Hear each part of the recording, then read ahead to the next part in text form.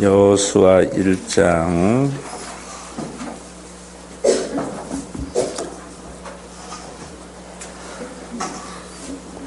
우리 2절입니다.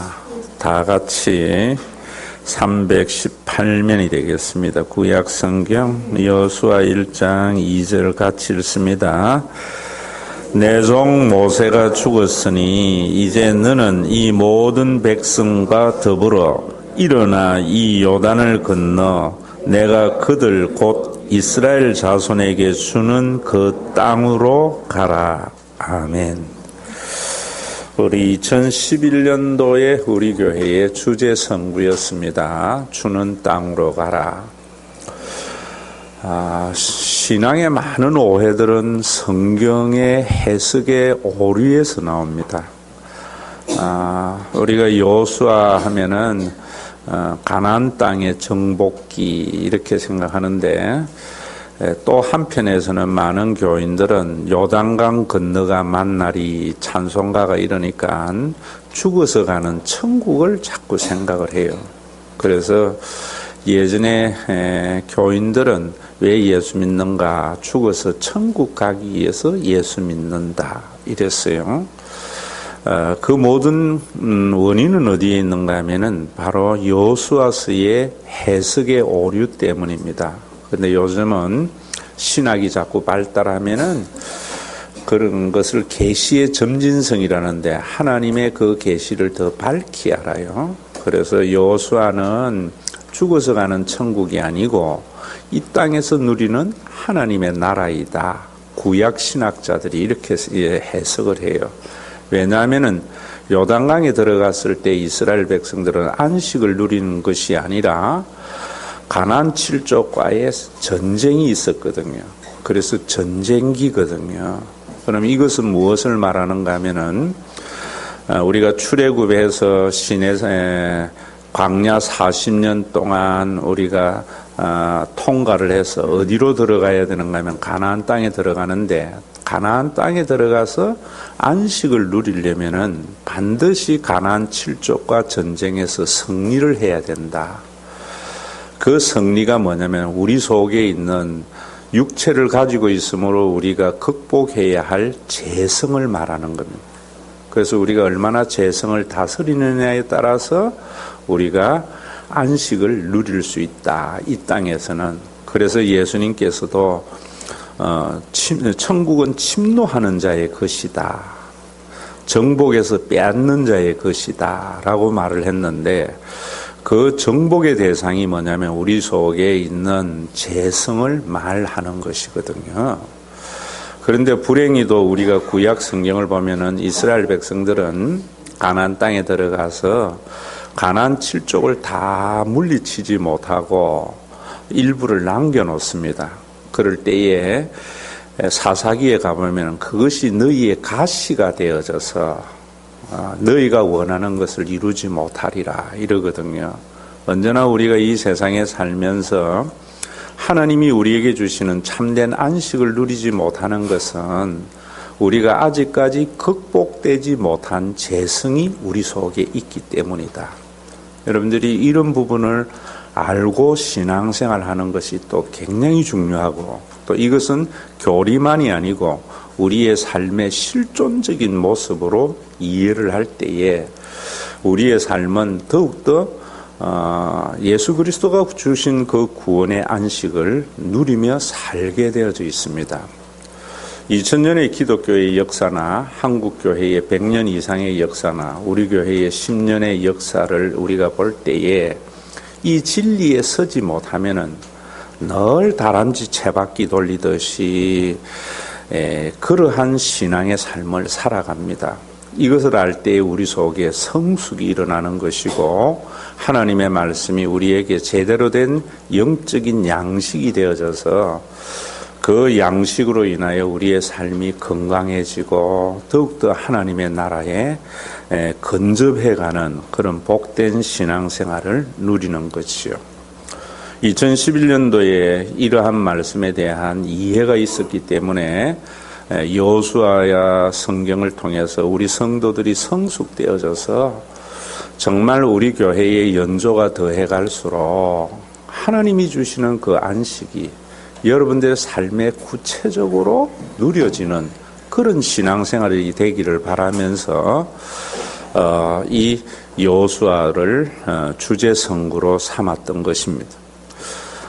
돌이켜보면은 정말 우리 교회의 역사에서 한 걸음 한 걸음 더 하나님의 나라가 우리 가운데 이루어져 가는 것을 보게 되었습니다. 저는 그래서 그때의 그러한 위기나 여러 가지 어려움도 이제는 정말 많이 극복되어져서 내 스스로에게도 안식이 있고 또 여러분들에게도 그런 안식을 조금이라도 맛보는 그런 교회의 역사가 아닌가 이런 생각을 합니다.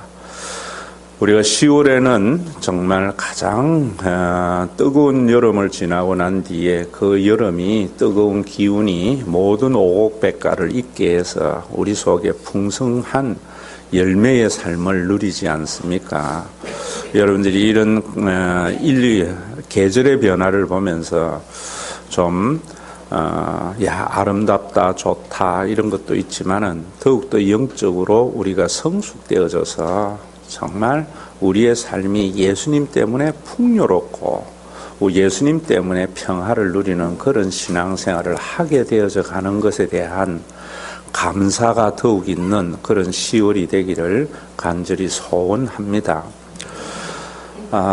저는 이 여호수아를 신학교 3학년 때 책을 읽으면서 이 말씀에 대한 이해를 하면서 제 목회에 대한 방향도 또 그렇게 정했고 내 개인적인 삶의 경건의 모습에서도 훈련에서도 그러한 생각을 가지게 되었던 것입니다. 여러분들이 성경을 이렇게 쭉 볼 때에 또 이러한 영적인 진리는 교인들이 또 우리가 그 영적인 진리 안에 거하기 위해서는 반드시 이 세상에 있는 것으로 이해가 되어져야 되더라고요. 그런데 거기에 굉장히 조심스러운 것이 있습니다. 우리 하나님이나 하나님이 행하시는 모든 행위나 영적인 진리는 이 세상의 가치와 전혀 다른 거예요. 그런데 우리는 이 세상에서 살아야 되거든요. 그러다 보니까 단어의 개념을 이 세상에 있는 단어로서 설명을 하는데 그 설명은 반드시 예수 그리스도의 구원에 비추어서 새롭게 된 개념을 가져야 됩니다. 구약 성경에도 보면 하나님이 질투하신다고 할 때에 하나님은 우상을 숭배하면 질투해서 하나님의 질투는 무서운 거야. 망해버려. 이래버린다고요. 그럴 때의 그 질투라는 말은 우리가 생각하는 그런 재성 있는 질투가 아니거든요. 그런 것을 뭐라고 하는가 하면 신학에서는 신인동형어 이렇게 말합니다. 하나님의 행위를 인간의 행위로서 설명을 할 수밖에 없는 것이래요.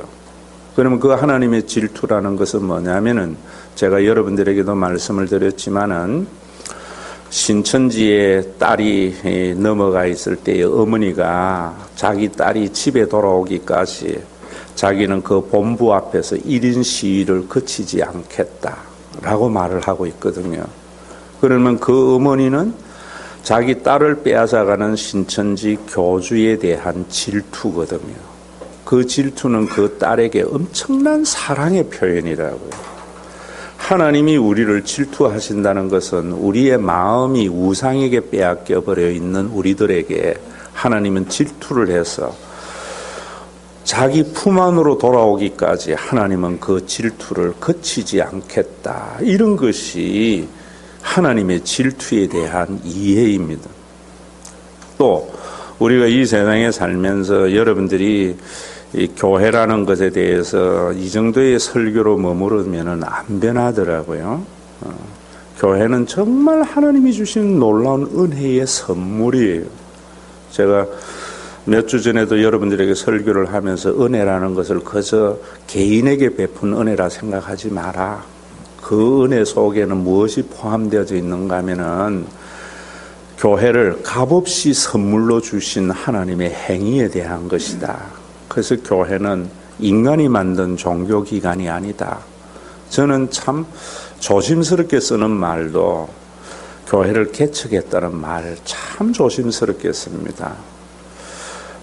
우리가 참 로컬 처치의 시작이 있기 때문에 개척이나 설립이라는 말을 써야 되지만은 저는 반드시 그 속에 무엇이 내포되어져 있는가 하면 창립이라는 말이 있어야 된다 봐요. 교회의 창립은 오순절에 성령이 강림함으로 말미암아 시작된 거예요. 그 시작된 교회가 우리가 2006년도에 동백에서 나타나기를 시작한 거예요. 이 창립에 뿌리를 두지 못하면은 교회는 목사의 교회가 되어버리고 장로의 교회가 되어버립니다. 우리 교회가 존재하는 것이 오순절에 임하신 성령으로 인하여 값없이 주신 하나님의 은혜의 선물이라는 것을 알 때 정말 교회의 2006년도에 시작된 우리의 교회의 뿌리가 2000년 전으로 돌아가야 됩니다. 그때의 진정한 교회의 모습이 나타나고 거기에 개척자나 그 모든 사람들의 이미지가 사라지고 예수님만이 존재하는 것이거든요. 지금 우리 한국 교회의 가장 큰 문제는 바로 그런 부분에 있습니다. 오순절에 뿌리를 두지 못하고 자기 교회의 설립에 뿌리를 둠으로 말미암아 목사님의 교회, 장로님의 교회 이렇게 되어져 버린 것이거든요. 그럼 이 교회가 왜 그런 선물인가? 여호수아서에도 우리가 보면은 알듯이 시간이 지나면서 우리는 성숙되어서 가야 돼요. 또 여러분들에게 이 진리를 가장 보편적으로 좀 설명을 하자면은 여러분들이 이 세상에 살면서 참 평안은 가정이 든든히 세워질 때거든요. 절대로 개인이 평안을 누릴 수가 없습니다. 복음으로 인하여 개인에게는 자유가 있고 참된 평안은 공동체를 통하여 주시는 하나님의 놀라운 선물이고 그 공동체를 평화를 주시기 위해서 주님께서는 우리에게 교회를 선물로 주신 것이거든요. 그런데 그 선물은 이미와 아직 사이에 있습니다. 여전히 사단이 지배하고 우리 속에 있는 죄성이 우리를 지배하는 그 영역 속에 하나님이 주셨기 때문에 교회는 성결해야 됩니다. 그 성결을 우리는 신앙의 고백 때마다 거룩한 공교회라고 하는데 그 성결은 성숙을 말합니다. 여러분들에게 이 생각이 좀 공유되기를 저는 간절히 소원합니다.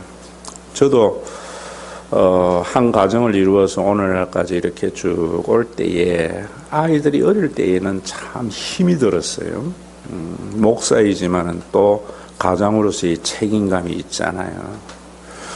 그래서 아이들이 어릴 때에 참 힘들었고 또 아이들이 크면서 뭐 우리 아이들에게는 그런 큰 일이 없었지만은 사춘기를 둔 부모들은 굉장히 큰 힘이 들거든요. 그러다가 지금은 참 마음의 평강이 지금 와요. 그래서 김영석 교수가 지금 백수를 하시는 연세대 김영석 교수가 한 이야기 중에 하나가 자기 인생의 가장 한건기에는 65세부터 75세, 70대 중반까지였다라고 말을 하더라고요. 그 말의 의미가 뭡니까? 65세가 되면 아이들이 다 커서 자기 역할을 해요. 그래서 가장으로서의 책임감이 이제 비로소 어깨에서 내려오는 그런 때라고요. 적당한 건강도 있습니다. 그분에게는 뭐 연금이나 적당한 재력도 있고 하니까 그때가 자기의 삶에 가장 풍요롭고 부유로운 그 때였다라고 말을 하는 것은 저는 공정적으로 공감하거든요. 한 개인의 삶에도 그렇지만은 교회의 역사도 저는 그렇다고 생각해요. 돌이켜보면은 우리 교회에도 마치 아이들이 영유아 유치부만 있는 그런 어린 때에 참 많은 힘이 들었던 것 같아요. 그래서 뭐 당뇨도 오고 많은 이런 어떤 것들을 경험을 했는데 그리고 난 뒤에 사춘기가 되면은 이거는 김정은이도 감당 못하는 때가 오잖아요. 그런 때도 반드시 교회의 역사에 있다 이래 봐요. 그러다가 이제 성숙되어져서 모든 교인들이 각자의 역할을 감당하는 그런 때가 오면은 정말 저는 무엇을 보고 가는가 하면은 우리 교회를 그때가 되어지면은 참나 예수 잘 믿었구나. 정말 내가 이 교회에 다니는 것이 복이구나. 이런 것이 우리 성도들의 입에서 나오는 그런 때. 물론 그때는 제가 목회를 은퇴를 하고 내 다음 대쯤 아닌가. 3대쯤 되지 않을까. 이런 생각을 합니다. 그래서 우리는 이 올바른 성경의 해석의 비전이 우리 교회로 계속 가야 된다는 거예요. 자기 시대에 자기가 따먹는 것은 그건 좀 사람이 아니라고 봐요. 사람은 내가 죽어도 내 다음 대를 위해서 사과나무를 심는 것이 진정한 인간이라고 보거든요. 어쩌면은 저와 여러분들은 지금 바울이 이야기했듯이 심는 자입니다. 다음에는 물 주는 자라고 생각해요. 그러면 그 다음에 열매가 맺어진다고 봐져요. 그러지만 우리가 이 속에서도 정말 이 10월에 여러분들이 좀 성숙되어져서, 성숙되는 것은 뭡니까 여러분? 애들이 이제 고등학교 대학교 되면은 동생을 자기가 봐요. 옛날에 우리가 7, 8명 형제를 어떻게 부모가 다 길렀어요. 위에 큰애가 동생 돌보고 엄마 역할 해주잖아요. 그래서 대가족 제도가 될 때에, 가족이 많을 때에 그 가족에는 가족이 없는, 자녀가 없는 가정보다는 훨씬 더 든든하잖아요. 우리가 초등학교 다닐 때에도 형제들이 있을 때에는 싸움이 일어나도요 겁 안 나요. 어느 운동장 한편에서 싸울 때에 총알같이 달려오는 형님이 있었고 누나가 있었잖아요. 바로 그것이 공동체가 주는 평안이라고 저는 봐요. 성숙은 뭔가, 재성은 이기는 게 뭐냐, 이기적인 생각입니다. 아이들 때에는 가정 이런 거 생각 안 합니다. 내 눈앞에 내가 가지고 싶은 거 있어야 되는 거예요. 사춘기는 그러지 못한 부모를 원망하고 자기식으로 생각해요. 성숙되면은 나 그런 거 필요 없어. 그거 없으면은 친구들이 기 안 죽나? 나 그것 때문에 기 죽을 이유 없다고. 이게 성숙이라고 봐요. 정말 여러분들의 삶 속에서 정말 성숙이 일어나면은 내 개인의 입장보다는 교회를 더 먼저 생각하고, 그 교회를 더 먼저 생각하는 것은 은혜를 제대로 할 때에, 하나님 부모님이 우리 가정을 위해서 값없이 주신 그 은혜가 있을 때 자녀들은 비로소 자기의 역할을 하게 되거든요. 저는 그것이 갈라디아서라고 봐요. 여러분들 속에 정말 그 하나님의 은혜가 있어서 작은 짐은 자기 스스로 지고 큰 짐은 나누어짐으로 말미암아 죽어서 가는 그 하나님의 나라가 교회에서 경험되어져서 정말 우리가 천국에 갔을 때에 하나님의 말씀의 그 진리가 얼마나 영원한 진리였던가를 바라보면서 감격으로 천국에 입성하는 그런 성도들이 되어야 될 것이고, 여러분들이 오늘날에도 좀 그런 생각들, 우리나라의 가장 큰 문제는 저는 그래 생각해요. 자기 시대에 따먹으려고 하는 것. 이번에도 저는 참 여러분들이 이 가치로 정치를 보고 하면 보이는 게 참 많습니다. 지금도 저는 참 슬픈 게 뭐냐면 정권이 바뀌어도 절대로 바뀌지 않는 두 정책은 경제와 교육이라 보거든요. 그래서 교육은 100년 대계입니다. 그래서 교육부 장관과 경제수장은 절대로 이념적인 사람이 되면 안 된다고 봐요. 어떤 이념이 바뀌어도 일관성으로 갈 수 있는 것. 그런데 이번에도 보면은 참 1년짜리 장관들 세워지면서 슬퍼요. 여러분들이 우리가 그런 정치보다는 우리 교회도 한번 생각해 보자. 정말 내가 없어져도 이 교회에 남아 있어야 할 가치가 있어요. 저와 여러분들은 지금 심는 자입니다. 내 다음 때는 물 주는 자예요. 그 다음 때는 열매를 누릴 수 있는 것. 이런 역사적인 생각이 참 이 풍성한 가을에 저와 여러분들을 지배해서 우리의 삶이 좀 더 성숙되어져 가는 그런 10월이 되었으면 합니다.